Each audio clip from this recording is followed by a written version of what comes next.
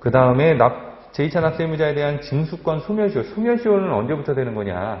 소멸시효는 언제부터 제2차 납세의무자가 이제 진행이 되는 거냐? 즉 징수권은 언제부터 소멸이 되는 거냐면 납부 통지서가 날라오죠. 그때 확정이 되잖아요. 납부 기한이 있겠죠. 그날로부터 세금 안 내면 이제 압류매각 청산이라고 하는 부가처분 절차가 오게 될 건데 그날로부터 5년 안에 또다시 안 오면 그냥 그걸로 끝나겠다 이런 얘기죠. 그래서 그 부종성, 보충성은 기본적으로 알고 계시고 그 다음에 성립확정, 제척기간 소멸시효 이 네 가지예요. 성립확정, 제척기간 소멸시효 이 네 가지는 제2차 납세의무자에 대해서 생각을 한번 해보시기 바라겠습니다. 그 다음에 관련 판례가 있는데요. 관련 판례에서는 여기 제2차 납세의무에서 이제 양가로 1번에 첫 번째는요. 두 번째 줄에 보면 부종성이라고 있어요. 거기다 이제 밑줄 한번 걸어보세요. 부종성. 요 얘기가 뭐냐면 세 번째 줄 끝에 주된 납세의무자에 대한 부가처분 요거 있죠. 거기다 밑줄 볼게요. 주된 납세의무자에 대한 부가처분의 하자를 주장할 수 있다. 거기까지 밑줄. 이게 이제 무슨 말이냐면 요거는 본래의 납세의무자가 있는데 나한테 제2차 납세의무 통지서가 왔어요. 그러면 뭐지? 하고 봤을 거 아니에요. 근데 봤더니 내가 제2차 납세의무가 없다. 이거를 주장할 수는 없을 것 같고 봤더니 본래 납세의무자의 그러니까 제2차 납세의무자가 주장할 수 있는 거는 크게 두 가지예요.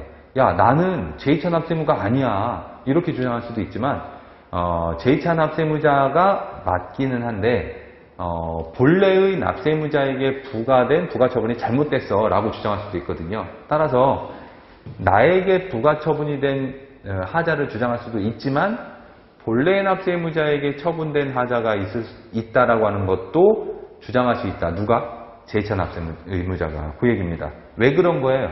바로 부종성 때문에 그렇다. 이런 얘기예요. 부종성이 갖는 그 특징 때문에 주된 납세의무자에 대한 부가처분 하자를 제2차 납세의무자도 주장을 해서 그 부종성으로 해서 얘가 없어지면 나도 없어지니까 그렇게 주장할 수도 있다라고 하는 겁니다.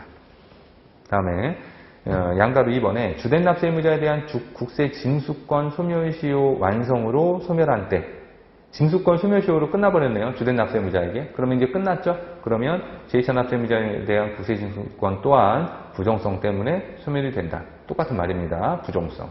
1, 2번은 부종성 얘기예요. 그런데 양가로 3번인데요. 주된 납세의무자에 대한 국세징수권과 제2차 납세의무자에 대한 국세징수권이 각각 독립적인 권리인 이상 밑줄 제2차 납세의무자에 대한 소멸시효 중단 사유 제2차 납세의무자에 대한 소멸시효 중단 사유 뭐 고지, 독촉, 납부 최고 그게 이제 중단이잖아요. 요 중단 사유가 발생했다고 함으로써 주된 납세의무자에 대한 국세징수권 소멸시효 또한 당연히 중단된다고 볼 수 있는 거냐? 그거는 아니다 이런 얘기예요. 무슨 말이냐면 부종성이라고 하는 거는 위에서 주된 납세의무자한테서 내려오는 거예요. 이게 부종성이에요. 제2차 납세의무자는 따른다 이거거든요. 근데 반대로 제2차 납세의무자에 대한 소멸시효 중단 사유가 주된 납세의무자한테 영향을 미치는 거냐? 그거는 아니다 이런 얘기예요. 독립적으로 가는 거예요. 독립적으로. 그 다음 오른쪽에 유형인데요. 가장 안 중요한 거 청산인. 주된 납세의무자는 해산하에 청산하는 법이 이제 뭐 개정 표시되어 있는데요. 옛날에는 해산하는 법인 그렇게 되어 있거든요. 근데 이제 입법적 보완이 이루어진 겁니다. 해산해서 청산하는 법인 이렇게 뭐 별 개정사항은 아니에요.